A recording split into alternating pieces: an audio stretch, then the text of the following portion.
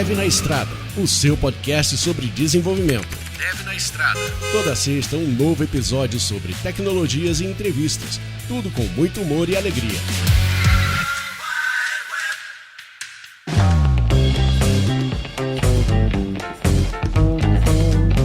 Então, Will, é o seguinte... Posso falar uma coisa? Fala. Eu acho que, depois de muitos anos, nós estamos fazendo de verdade um Dev na Estrada. É verdade, ó. Quem estiver ouvindo, se pegar algum ruído de rua, é um Dev na estrada aqui diretamente do Vale do Silício. Olha que icônico esse episódio tá sendo. A gente tá agora indo para o Googleplex. Exatamente. E eu tô feliz de estar voltando a fazer o nosso querido JS Boladão aqui também. Será que vai ser um JS Boladão ou vai ser tipo Dev na Estrada, Dev na Estrada? Dev na estrada, talvez. Só se você ouvir até o final que você vai descobrir. Vai ter uma interrogação no episódio, tá ligado? Exatamente. E aí, se você vê eu xingando alguém na rua, a Siri falando aqui, os bagulho aqui, como ela tá falando aqui agora, não esquenta a cabeça. Então, qual que era o papo que a gente ia falar, mas eu falei assim, não, vamos voltar, pegar o equipamento e gravar na estrada, porque a gente não quer... Porque às vezes eu tô conversando com o Mário, e aí eu falo assim, cara, a gente tá queimando pauta nessa conversa, cara, é melhor a gente gravar o nosso papo. Nossa, não, total. Pra pauta de hoje, em específico, acho que a gente tava falando sobre pastas, né? Putz, é verdade. Porque, na verdade, agora é a sua vez, filhão. Vai! A gente tá tem um esquema aqui nos Estados Unidos que é um stop sign pra todo mundo. E aí, tipo, quando é um stop sign pra todo mundo, cada um tem uma hora de ir, entendeu? Aí eu tava falando só pro outro camarada que era a hora dele de ir. Isso eu achei bem na hora. O pessoal aqui... mas eu acho que quando você precisa depender do conhecimento da outra pessoa das regras... Tem uma chance de dar errado. Exato. Olha só, e você acabou de trazer um comentário que encaixa com a pauta dessa parte de pastas. Por isso que eu gosto de falar com você, cara. Porque acho que um dos maiores tretas de toda empresa é... Todo mundo, primeiro, tem a sua crença sobre como organizar pastas. Concordo. Todo mundo tenta definir o padrão. E aí eu acho que a gente cai no negócio de tomada, né? Sempre cada um quer criar um novo padrão e... Caraca, mano, que boa analogia. É verdade, é verdade. E aí fica nessa, você depende da outra pessoa tá pensando que nem você pra ela seguir aquilo. Senão você vai ter que aprender como é que o outro funciona. E eu acho que isso eu acho que isso acontece muito com relação a quando você tá trabalhando. Você tem que aprender stack. Justo. E aí, se você já conhece a stack, beleza. Quando você não conhece a stack, aí você tem que aprender stack. E aí, depois que você aprende stack, aí tem o problema de você aprender como é que você implementa feature com seus padrões de desenvolvimento da empresa. Justo. E aí, quando você aprende tudo, você tem que saber onde estão as coisas.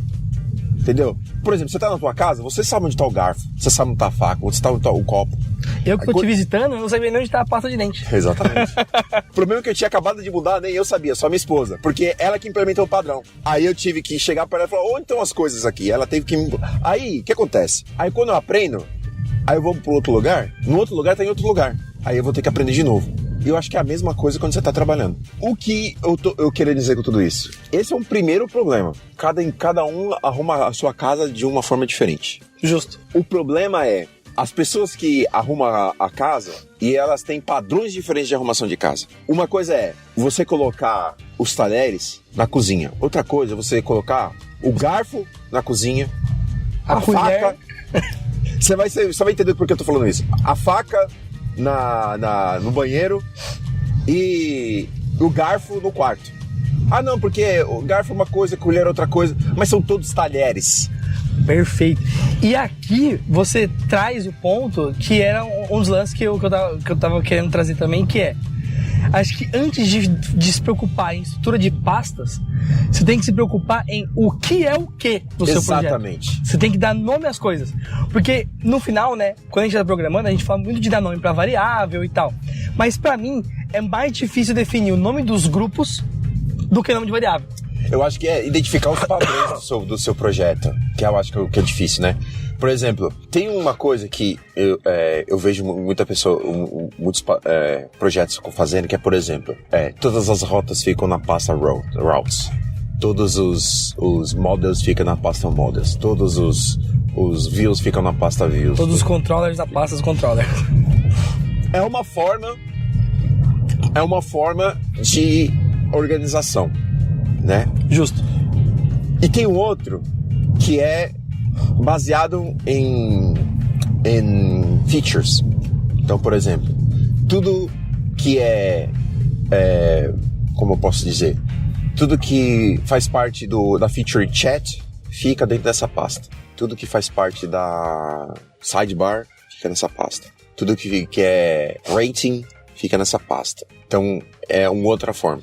Mas aqui, vale lembrar que a gente tá falando de 2 níveis de visão diferentes, né? Exato. Um é a nível de feature ou módulo, se você preferir. Exato. E o outro já é a nível de pasta de quais são os tipos de coisas dentro desse módulo.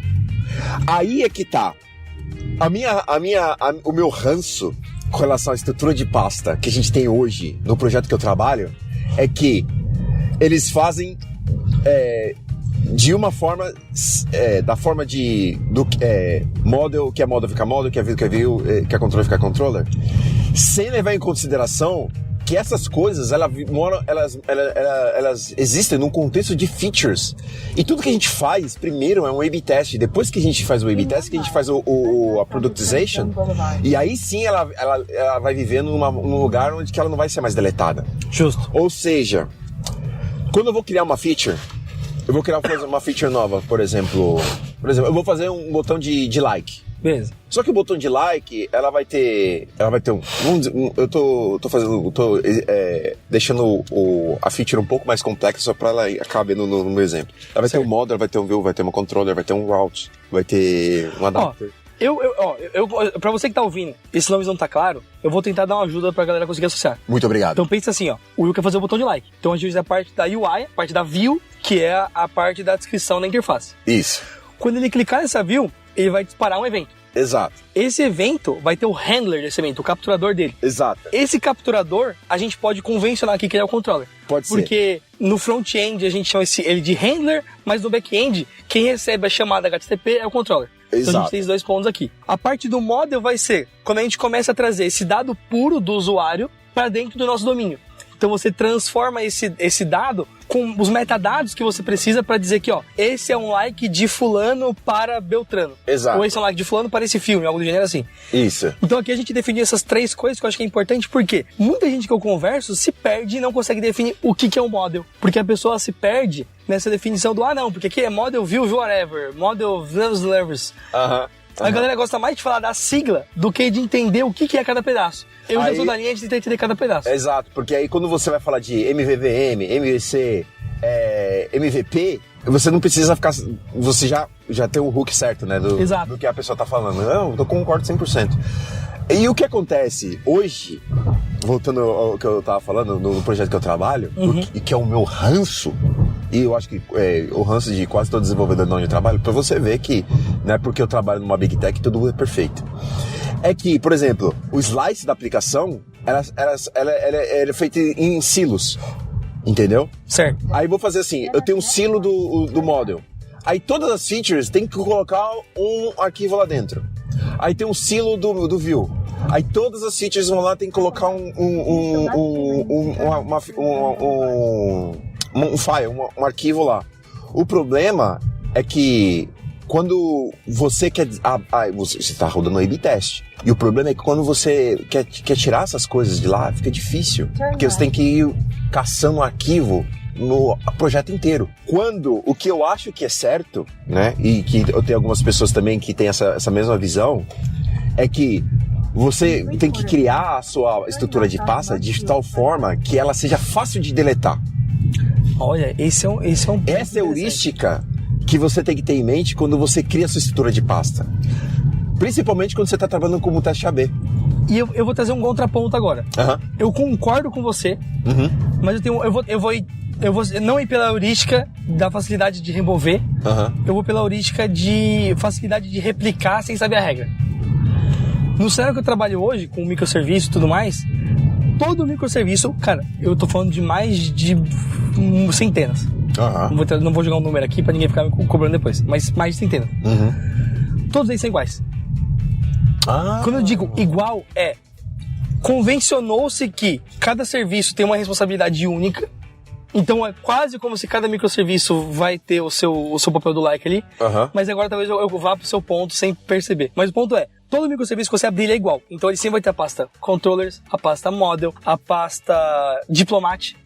E essa pasta diplomat vem de tudo que é externo. Então a sua definição de rota, a sua definição de chamadas externas, tudo isso fica nessa pasta diplomat. Então, é muito claro quando você troca de microserviço, quando você chega na empresa, que se você pegar da sua rota, do momento que você recebe o request, até a hora que você faz o output, todo mundo faz igual. E lá tem um ponto a mais que, como a linguagem não é tão comum no mercado, o Clojure, as pessoas fazem com menos vieses. Então elas estão mais abertas a seguir o que já existe do que tentar trazer o delas. Então, isso que eu acho que é engraçado. Que, por exemplo, no nosso caso, a gente trabalha num ambiente de monorepo. Certo. Então você tem times que têm repositórios diferentes que embedam naquele monorepo. Beleza. Entendeu? O repositório que eu tô dizendo é projetos diferentes dentro do monorepo. Certo. E aí, o monorepo da UI, se ela tivesse seguido uma convenção, assim, a gente tem uma organização. Eu só discordo da organização que a gente tem. Porque, por exemplo, quando você vai... Por exemplo, a gente teve um A/B teste que não foi vencedor. Aí, na hora de você deletar, aí você tem que ficar caçando. E às vezes você esquece um negócio. Olha, eu vou trazer um caso meu, e aí eu vou ver se ajuda ou não. O que eu faço hoje é, pra A/B teste, eu ainda não tenho uma resposta perfeita. Acho que esse é o primeiro ponto que eu gostaria de trazer. Eu gosto da sua ideia, não consigo aplicar hoje no meu trampo por N motivos. Aí o que eu faço é, sempre que a gente cria a tarefa do A/B teste, o que a gente faz? A gente cria a tarefa de implementação junto com a tarefa de remoção.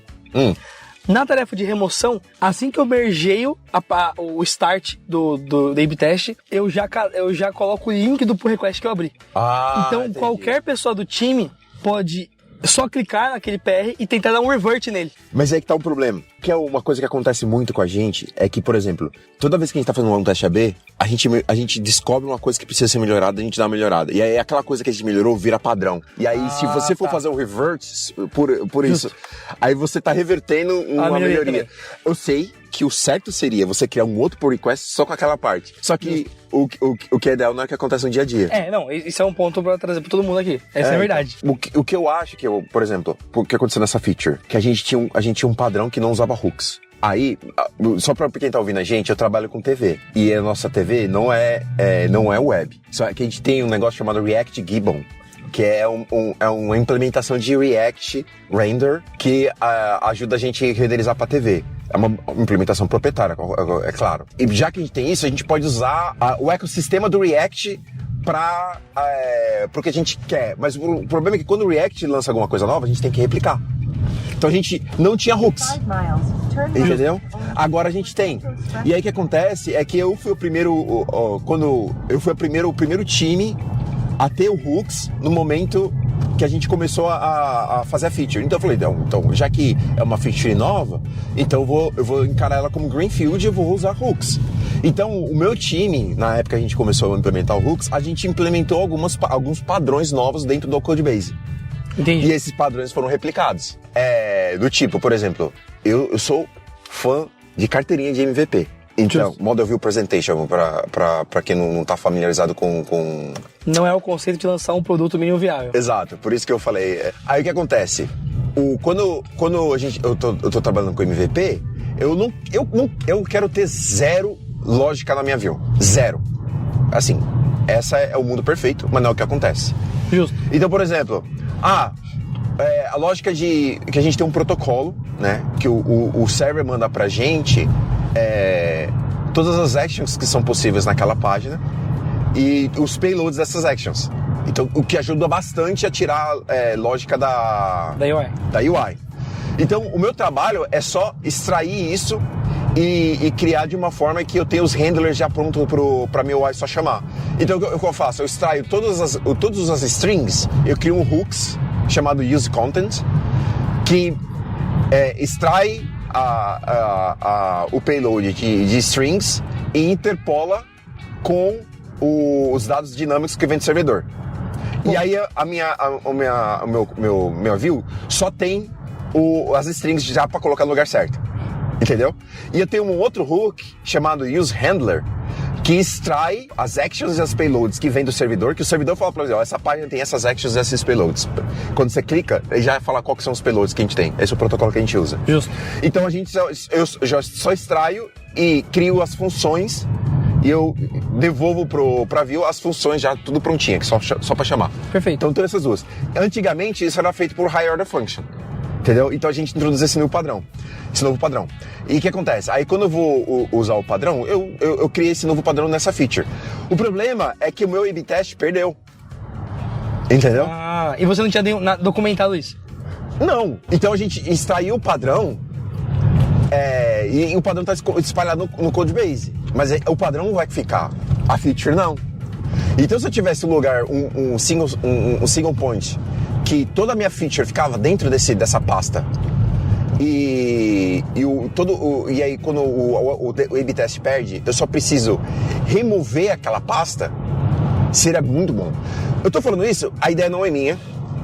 Tem um cara chamado Oleg, que ele trabalhou comigo no eBay lá na Alemanha, que ele é autor de como é que fala o nome? De um CSS NGS, qualquer desses daí, né? Um desses daí que o pessoal usa. Eu esqueci o nome. E ele cara, o cara colocou o cargo dele risca pra advocar por isso. Eu gostei, um monte de gente não gostou. Na época o pessoal jogou fora, não seguiu a risca, né? E o cara acabou saindo fora da empresa. Ele foi saído ou ele saiu? Ele foi saído porque ele lutou até as últimas consequências por isso. Ah, tá. Triste. Mas a ideia é boa.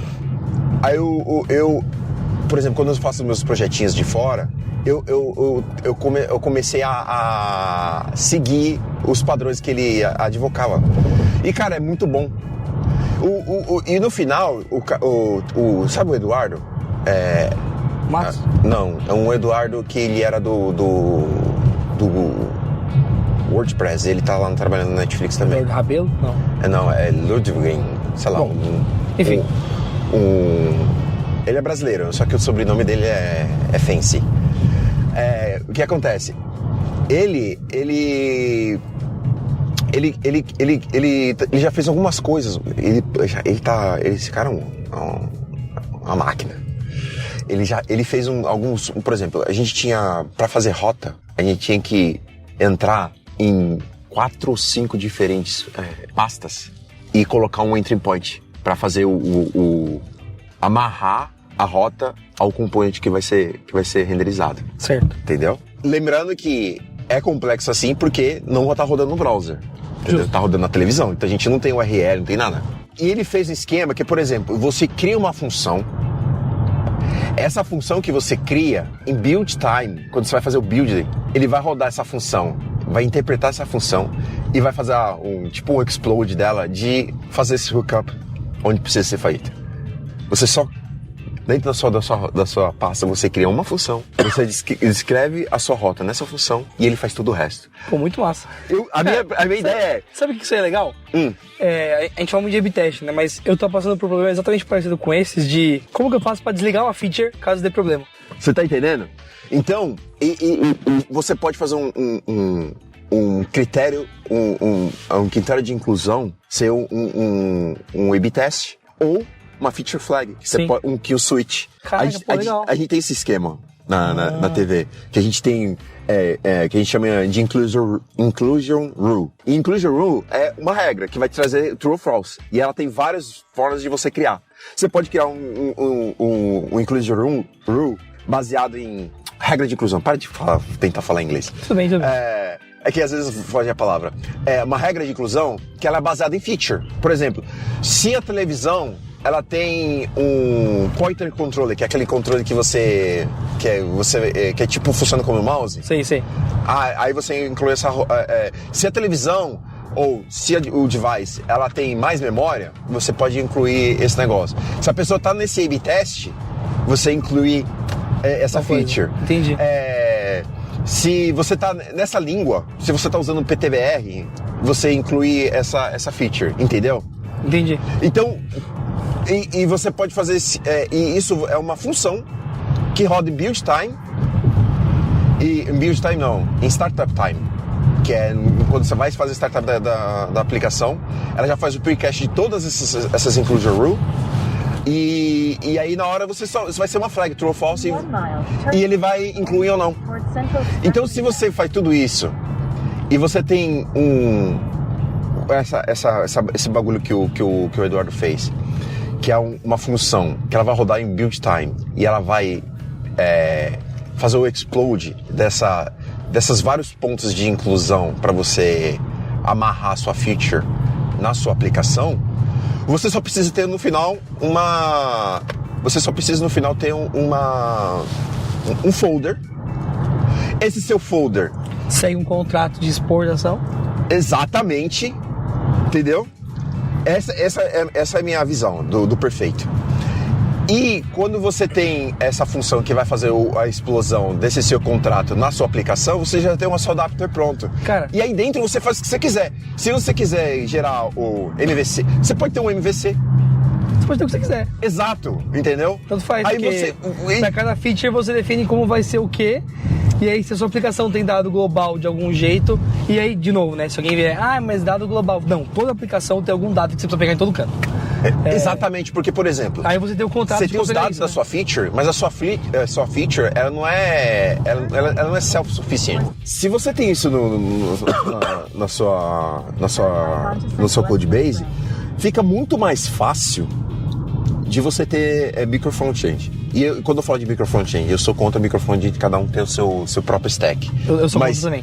Mas, por exemplo, se você tem um micro front-end, que é um monorepo, e cada time tem uma forma diferente de organizar os arquivos, isso não vai ser um problema. Porque a feature é de um time, e o time, ele sabe o que ele tem que fazer, entendeu? Mas quando tá... a forma de você incluir a sua feature na aplicação é de uma forma uniforme e você tem um build step que faz isso para você, é como se você tivesse um Lego que o encaixe dele é igual, mas o funcionamento do Lego é diferente. Sim. Por isso que eu gosto dessa... Então, mas aqui você trouxe um ponto que eu acho que é o divisor de água de 99% das empresas, que é, as pessoas acham... Aí agora a gente vai amarrar tudo, hein? As pessoas acham que o problema tá nas pastas. Mas na verdade o problema não tá nas pastas. O problema tá no nome que você dá pra cada coisa do seu projeto ali. Aí, vamos supor que você consiga chegar num conceito de nome. Aí o problema vira outro. O problema vira como que você vai arquitetar o fluxo de informação e de dados de acordo com cada feature. Cada feature tem uma demanda diferente. E as pessoas tentam padronizar tudo num só, como se fosse resolver tudo. Concordo. Aí depois, o problema ainda não é nome de pasta. Aí depois o problema passa a ser como que eu integro essa feature, acoplando e desacoplando ela do meu sistema. Então, em nenhum momento aqui a gente está falando sobre o nome da pasta em si, mas como que a gente consegue ter uma organização que a gente tem menos acoplamento do pedaço de código que você está inserindo com o restante da aplicação. Exato, mas aí que o meu ponto específico é organização de pasta, porque todo o resto que você falou a gente já tem. Justo. Aí já tem um protocolo que define a comunicação de server com cliente. Então, agora eu queria entrar num ponto aqui então. Já que você já tem toda essa parte definida, pra mim, quando a gente começa a decidir, aí a gente volta pra parte de pasta, volta um pouco pra discussão do começo, que é o nome das coisas. Por exemplo, tem a galera que gosta do Atomic Design lá, do Brad Frost. Eu acho ruim.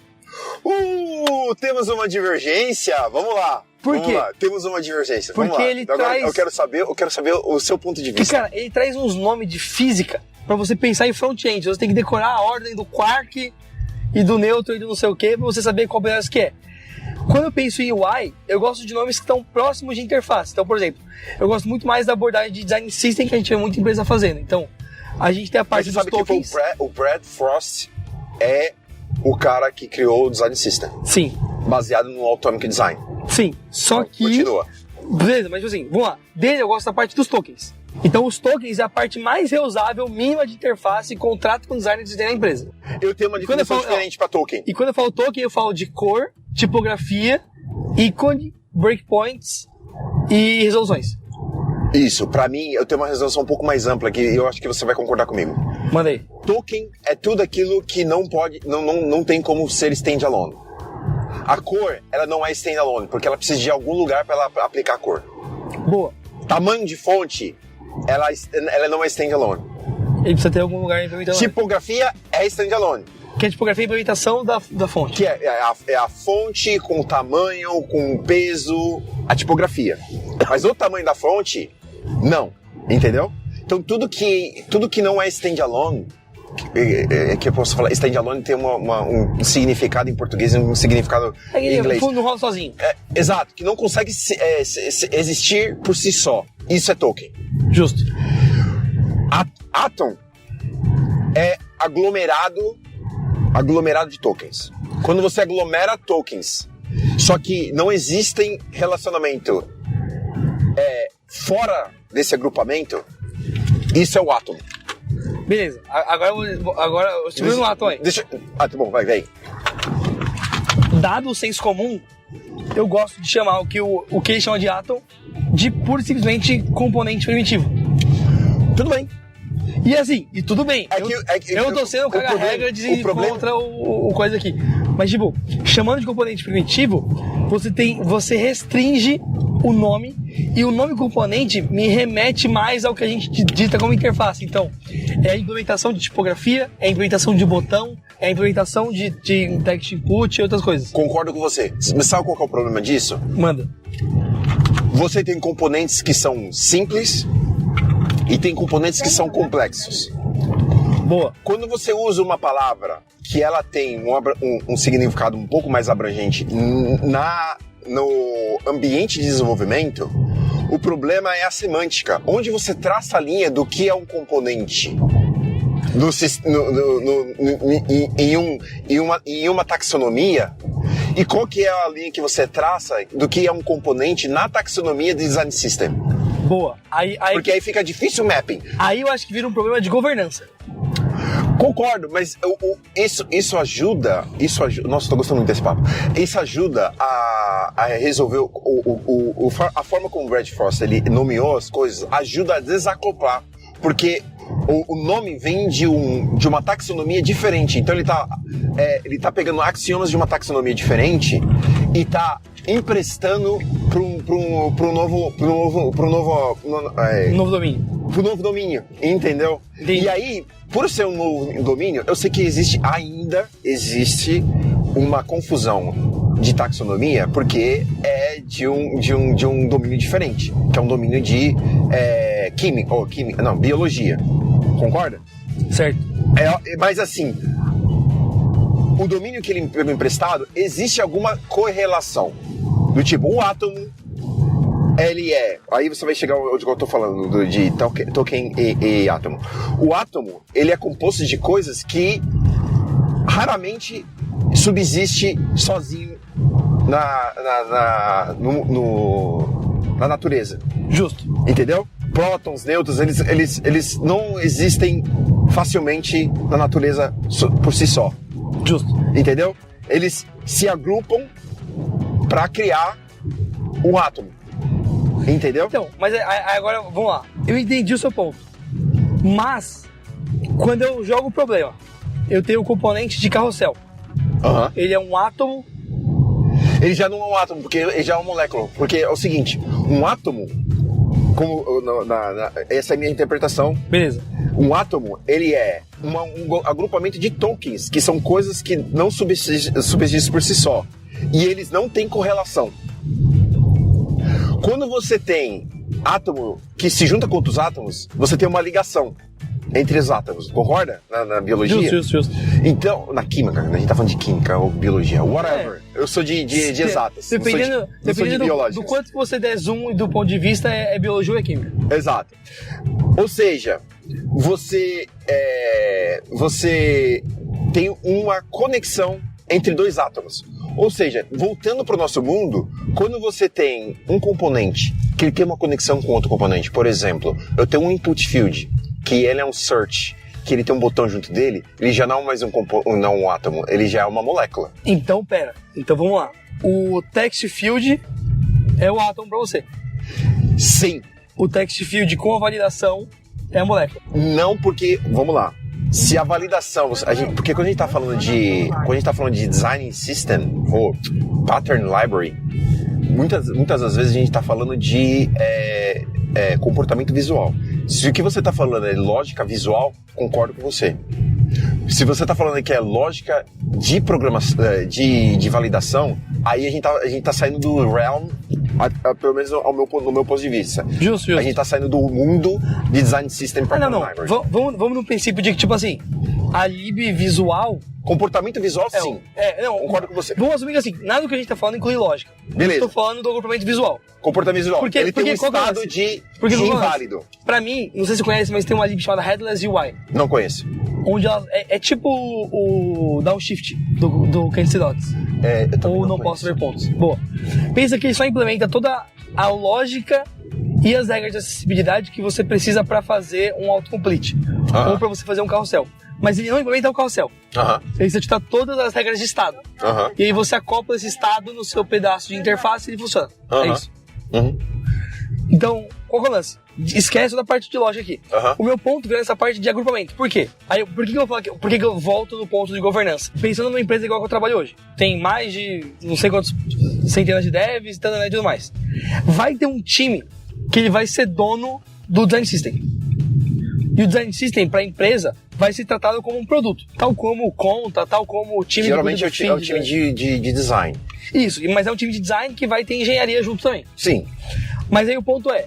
Mas esse aí que time o vai que é o design system para você? Para mim, o design system é um contrato de interface que os designers junto com os desenvolvedores definem e o resto da empresa segue ou colabora de alguma forma que a empresa define. Então, se você tá falando de comportamento... Para mim, o design system é uma interface. Se fosse fazer programação, ele é uma interface. Mas aí que tá. O design system, ele é muito mais que isso. O que você está definindo, e é isso que o que muita gente baseado na religião do Brad Frost, é o que muita gente pega errado. O pessoal chama Pattern Library de Design System. Porque Pattern Library é tudo. Mas o Design System, o Pattern Library é uma implementação visual do Design System. O Design System, por exemplo, ele vai ter regra de como que você usa as coisas. É isso que eu falei. Tem o tom. Isso. Qual você pode ter o contraste ou não? Não. Tô falando tom de comunicação. Sim. Tipo assim, quando você vai escrever um texto, ele tem que ser informativo, ele tem que ser jocoso, ele tem que ser boring, entendeu? Justo. Isso faz parte do design system. É muito mais do que só o visual, entendeu? Concordo. É comunicação. E ele tem uma interpretação para o produto, que é o que a gente faz, que é o Pattern Library, que é o que todo mundo vê no final, né? Que Sim. é os botões, são as coisas, os estados. Não, mas eu concordo com você. Tipo, continua o que você tá falando que eu te cortei. Não, o ponto que eu falei é que é isso. Eu concordo com essa parte, mais como dev designer, a gente vê esse lado. Mas quando você pega brand manager, esses cargos que cuidam de comunicação, porque no final é isso, né? Tipo, o trabalho do front-end é você tá trabalhando, você é responsável por parte da comunicação da empresa. Sim, você tava antes de eu ter te interrompido, você tava na linha de raciocínio do problema de governança. Ah, boa. Então, o que vai acontecer é, esse time vai definir quem é dono do quê. Então, ele vai ter alguém que é dono dessa parte de definição de tom de marca, vai ter a galera que vai ser dono da parte das cores, que vai ser dono da parte da tipografia, ele vai se dividir entre si ali. E a galera fala, bom, daqui pra frente, os times têm a autonomia de fazerem do jeito que eles quiserem, baseado nessas constraints. Isso é. E aí eu acho que isso que pega, porque, por exemplo, quando a gente fala do text field, pra mim o text field ele sozinho tem que existir como componente, mas o que as pessoas vão usar do lado dos outros produtos já vai ser o text field com a validação. Sim, mas aí por exemplo, essa que é a parte complexa. Quando você... O que é...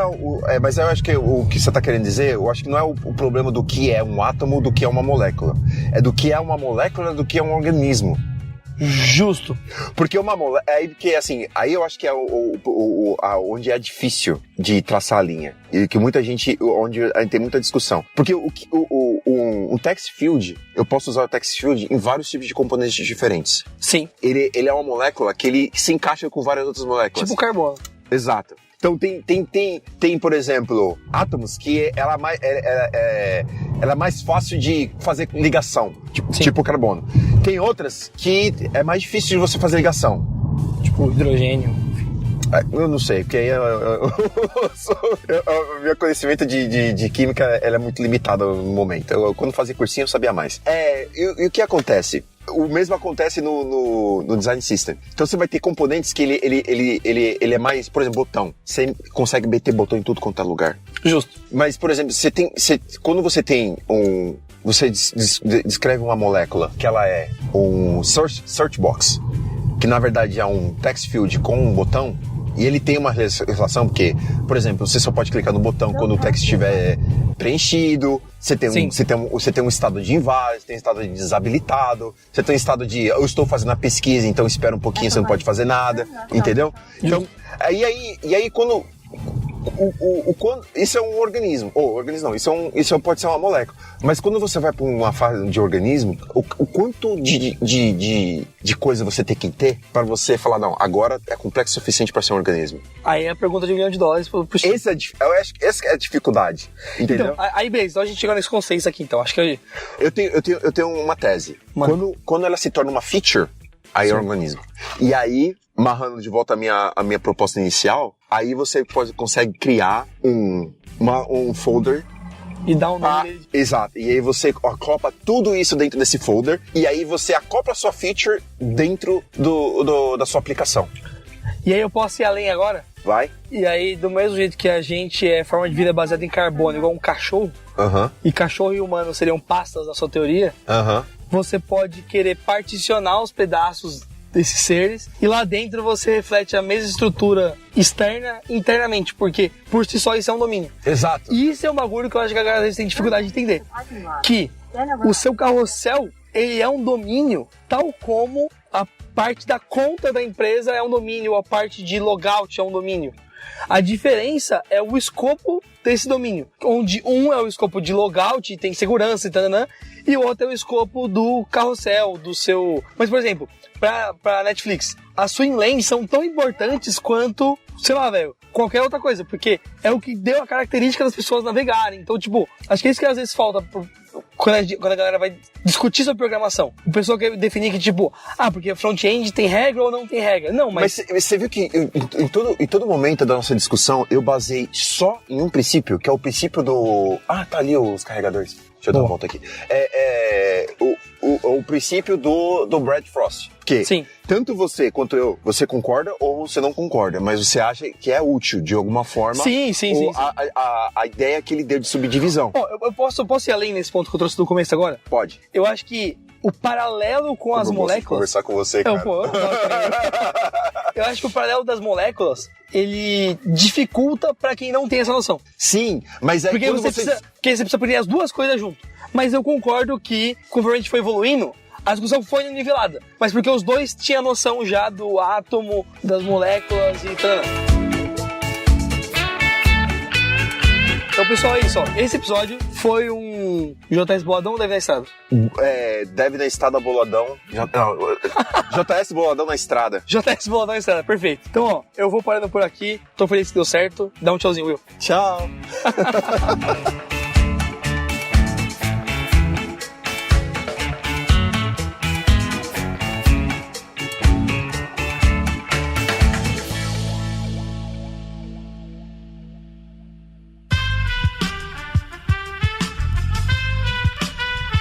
Esse podcast foi editado por Aerolitos Edição Inteligente.